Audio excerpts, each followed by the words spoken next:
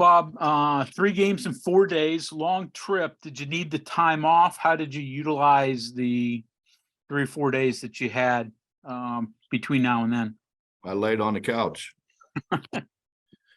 Laid on the couch and rested. No, we gave them 2 days off, and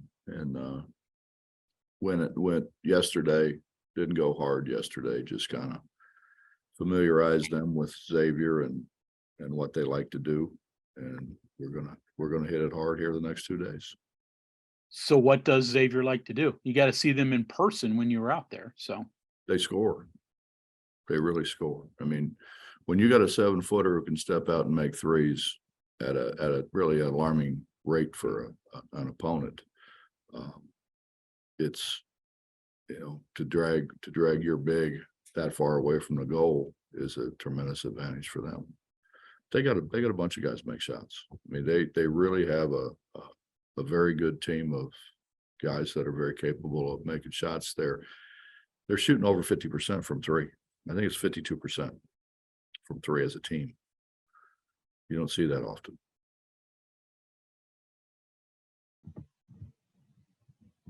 John Antonic.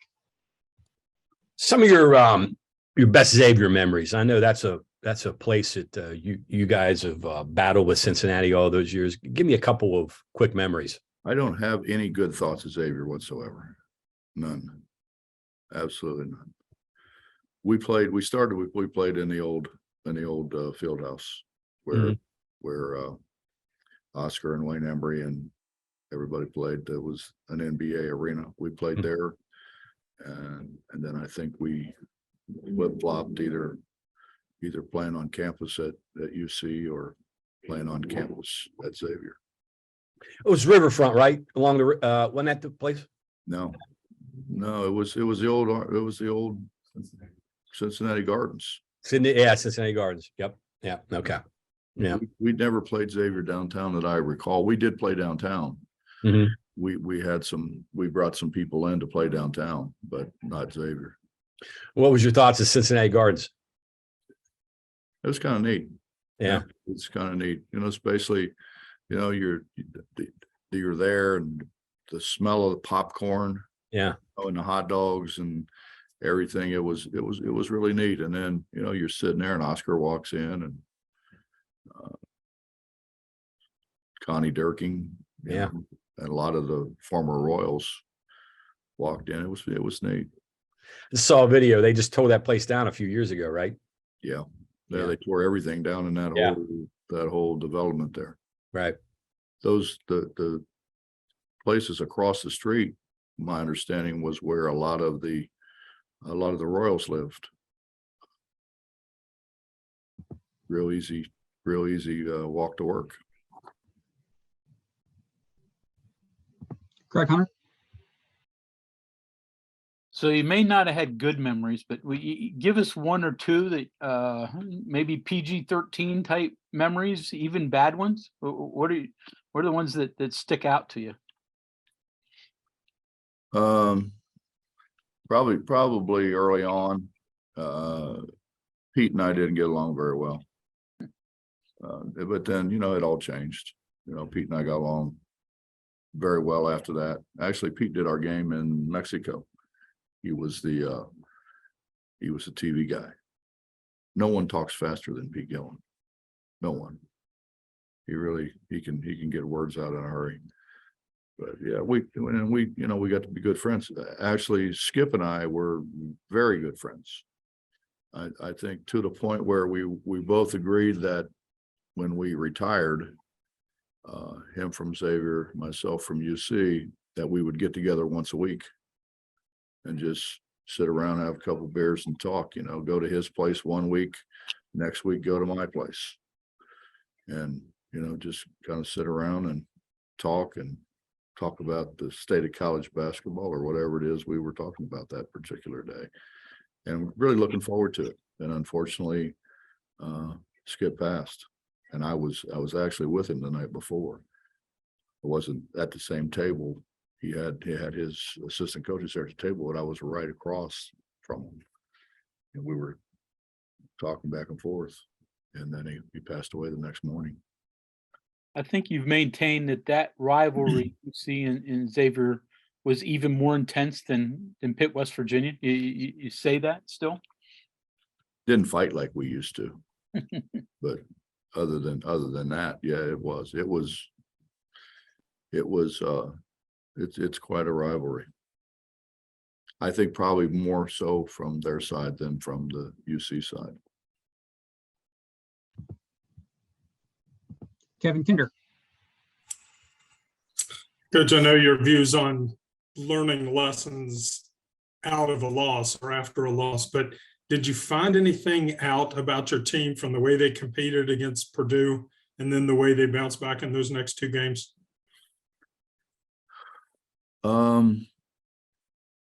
We had stretches where we played very well against Purdue. We cut it to 4, I think twice. And we weren't as consistent with it as what we need to be.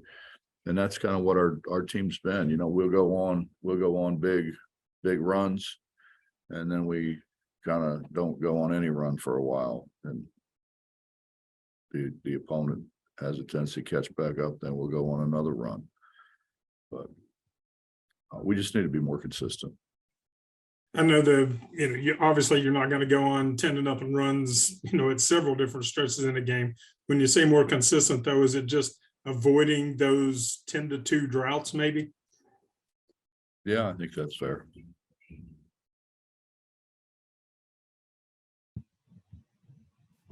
Justin Jackson. Hey, Coach, how you doing? Good, Justin. I can't see you. Yeah, I know. I'm sorry. You don't want to see me today. Okay. Hey, obviously, with this Big East, Big 12 battle, I think is what it's called, these challenge kind of games. It's the last year for the Big 12 SEC challenge. And I know they're set up already with the ACC, I believe. So does that set up an opportunity for the Big 12 to get with the Big 10, or would you like to see maybe something else develop? Justin, I really don't know a whole lot about it other than I read yesterday that we could have a challenge with conceivably a couple different leagues. Right. I think the Big 10 being one, and the ACC. I think it was the ACC. That as far as scheduling purposes go, they provide a good these challenges provide a good non-conference game. But I mean, are you a fan of these challenge series, or do they hold any other meaning other than just one extra game? Or it doesn't make any difference to me one way or the other. I think we've tried to play a very competitive non-conference schedule regardless. So, another game in there really doesn't make all that much difference.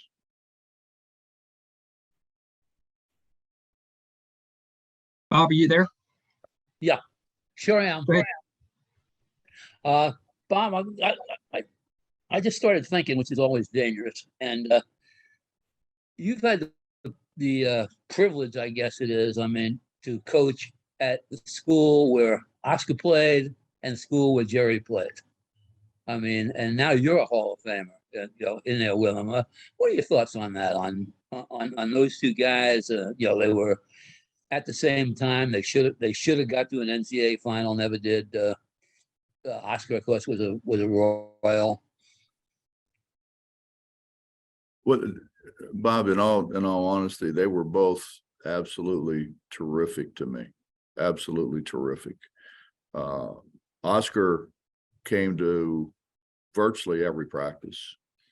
Actually, I got together when I first got there with Oscar and Coach Smith. And Oscar thought the world of Coach Smith, and justifiably so. So I got to know those guys really well, and hear them talk about the old days and what went good and what went bad in the old days. And Oscar was at virtually every practice spot, I mean, he'd come in and he'd sit down and he'd watch, he'd talk to the guys. He was fantastic. And then when I came here, you know, obviously, Jerry came here and we got to know Jerry very, very well. And I don't know, I'm blessed. I mean, how many people, you know, can say they go to work and they hang out with Jerry West and Oscar Robertson. I mean, what a great deal that is. And when I got the call about the induction in the Hall of Fame, and the guy said, you know, you need a presenter or a few presenters. The first thing I did was get on the phone and call Jerry, and Jerry immediately said, yes, I'd love to do that. And talked to Jerry for quite a while and hung up and called Rod Thorne, and Rod said, I'd love to do that. So, you know, I've been blessed, man. I mean, I've been blessed. Those guys are guys that, you know, when you grow up in Doug Hill, you don't get out of the hollow much. So I was fortunate that, you know, my dad was a basketball player. My dad, you know, played here at the university for a brief time, and then Alderson brought us. So it's been really neat for me to be able to have some association with the greatest players to ever play our game. You kind of feel like I do, that the world missed a little something by not getting those two to play, you know, in an NCAA final. That would have been an unbelievable thing to see, for sure. You know, they both had their own style. You know, Jerry was drive it hard at you and stop on a dime and go straight up and straight down. I can remember him saying he drew a circle and went up in the circle and came down in the circle, never out of the circle. And Oscar was much different. You know, Oscar kind of had that ball back over his head a little bit, but he was the first, I think, power guard. I mean, he was a big, strong, physical guy that just kind of knocked people off of him. And both of them, I mean, they were two of the best players to ever play our game. And to watch old film of those two guys going at each other I could have done it all day. Thanks. Back to you, John. Did you coach when you played Xavier? Did you make all the games, or did you finish all the games? Or you didn't get thrown out any of the Xavier games, did you? I can't recall. You know, the thing about this rivalry is that both teams were good. I mean, it's one thing. I mean, I knew you guys were 4 miles away. The campuses were like 4 miles away, something like that. About that, yeah. Yeah. So, I mean, it's one thing to play each other and have one team that's good or another team that's not good. But when you guys were at its peak in the 90s, when Pete had it going, you guys were both good teams. So it had national implications, the game, didn't it? Very rarely did we play that we both weren't ranked. Yeah. Very, very rarely. Skip had it going. I mean, yeah, Pete left and Skip really had it rolling. They were good. They were really good. And Skip obviously was a heck of a coach. He's almost a West Virginia guy. Did you know that? Yeah, Wheeling Central. I played against him. Yeah. Dino came after him. Yeah, he just grew up on the other side of the river. That's all. Yeah. Didn't they get you the year you had the great team with Kenyon? Honestly, I don't remember. They may have. Yeah, I think it was one of the 2 losses you had that year, right? Before the tournament. Honestly, John, I don't remember. Gotcha. Yeah. Was it fun for you? Kenyon got hurt in one of those games, but I don't remember which one. Was it you like going into like hostile places? And that seemed to be one of those environments that you got your juices flowing, didn't it? I could say a lot of things here, John, but I'm not going to. What's that? Can't get it out of you, huh? No. Yeah. No, Mess is sitting over here. If Mess wasn't here, I could really dive into it with you. Dive into it a little bit. Yeah, So you're not going to give us a story. Message sitting over here saying, shh. Greg Hunter is wanting to get one, and Perzel's looking for one. We're looking for one good Xavier story. Oh, well, I could tell you who to call. Okay. You call any of those guys at WLW. I mean, you talk about loudmouths now. I mean, They got something. oh, call Cunningham. Cunningham's a big Xavier guy. He'll give you the Xavier slant, which is going to be a lie probably, but I got you. it'll be a good story. Yeah. Well, it'll be fun for you to walk into that gym again on Saturday, I'm sure. Why? Because you're going to have all those people who are going to remember you and call your name out, and you have to deal with all that. You like that. They will call names out. Yes. I kind of like walking into the Coliseum personally. Yeah. Yeah. Looking around. 14,000 in the seats. Well, you were never against sticking a needle in them when you could too. Where? On No, interviews, whatnot. I was never combative, ever. Let me tell you something. If the same thing happened to you, you'd be much more combative than I was. How's that? Maybe. Greg? All right, so I'll move away from Xavier for a second, but ask you a question we've asked many times. Anything new on Jose Perez? No, No? really, no. We're still waiting. He's still waiting. I know he can travel with you, or at least he did. I mean, he can't practice. Can he get up shots in the practice facility? What can he do? Oh, he's allowed to take shots. He's not allowed to take shots with us in there. I mean, he'll come in, sit and watch practice. He doesn't shoot on the side or anything. He watches practice, and then he can come in here on his own, just like anybody else can, and get shots up. Sure. Kevin?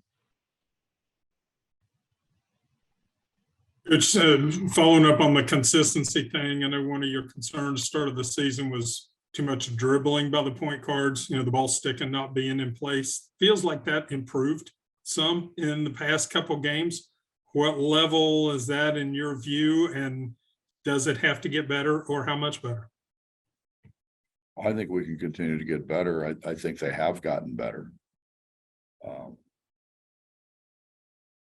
I mean, it's not one position. It's a unified effort to throw the ball away. Be it a guard, forward, or center. They don't really care which one. They'll throw it away with the best of them. We just gotta stop it. We force things. We make bad passes. It's hard to. You ever try to field a basketball around your ankles? It's rough. It's rough. You don't have a glove like you have in softball or baseball. We just need to do a better job of passing the ball, not throwing the ball.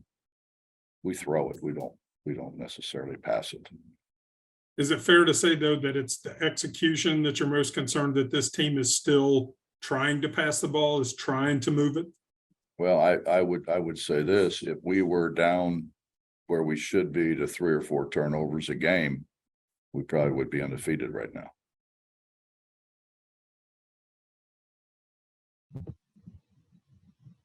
We'll do Justin and then Mike. Hey, Coach, you were talking about Xavier earlier, the big guy. Obviously, you talked about his 3-point shooting, but it looks like their guards have really good size. Probably got like 4 or 5 guys that can shoot the 3. Just what kind of challenge do you face here against Xavier? Well, I think you're correct in saying their guards have great size. They're going to play 2 guards that are 6'3", 163, 164. Right. And they like to find ways to turn them loose at the rim because they're really good finishers because of their size. And then then they're going to play a 7-footer and another 6'10", 6'11" at the same time. And we haven't played against that. Purdue didn't have that. Right. They're just, I mean, they're a really good basketball team, and they're aged. He's not playing young guys. He's playing guys that have played in big games for really a lot of years. He's got guys that have played at other programs where they're playing in front of and against really good competition, but playing in front of a large crowd. So he's got veteran guys. He's got veteran guys who know what it's all about. And Sean's a veteran guy. I mean, Sean's had a great career.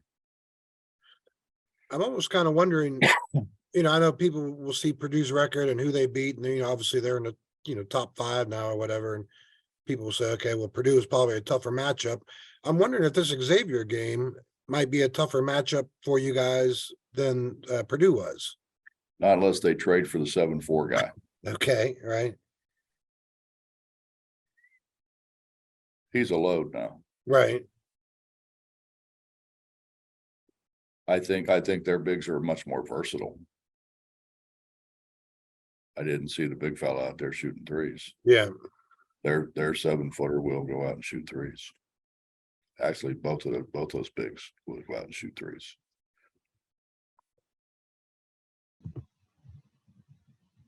Go ahead, Mike. Hey, Bob, how are you? Wonderful, Mike. How you doing? I was gonna say wonderful, but you beat me to it.